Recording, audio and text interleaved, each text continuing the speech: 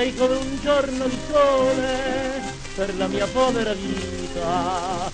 Io sono un ramo caduto che aspetta, che implora la linfa da te. Un po' che linfa ti prego per questo ramo che muore. Si sto stroppone te cara, dammela sta linfa un po'. Da te.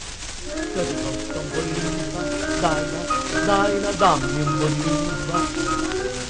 Nella notte la voce del cuore mi tormenta e mi dice: stacca accorto Cicci. Questa voce nella notte sospira, io m'avvoto e mi giro e non posso dormire. La donna è fonte d'infinita tenerezza, ma quasi sempre si riduce una schifezza.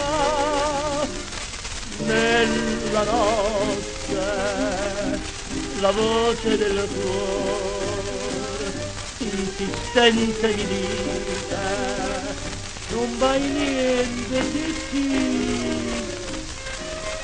A voi non dà fastidio questa voce cupa cupa? Dovreste vedere a me il fastidio che mi dai come scrupolo pasticcio. E già, perché vorrei dormire e non posso dormire. Sono 30 notti che veglio nel virginale mio letto. Tengo soltanto un gatto che spesso la notte mi viene a lustare. Vorrei dormire e non dormo. Vorrei sognare e non sogno, sento ogni notte un bisogno, un urgente bisogno di linfa e di te. E ogni notte mi tocca scendere dal letto, aprire la finestra e cercare fuori la linfa. Nella notte la voce del cuore mi tormenta e mi dice: apri orecchie, Cicci. Questa voce in da notte mi scega, io mi giro e m'amora e non posso dormire. La donna è fonte di orma si sollazza e spesso si riduce un carlo mazza.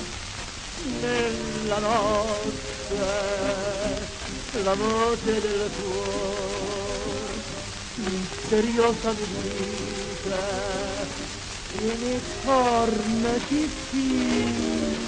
Oh, voce maledetta, stati, tanto il mio dolore, non ripetermi più, non ripetermi più.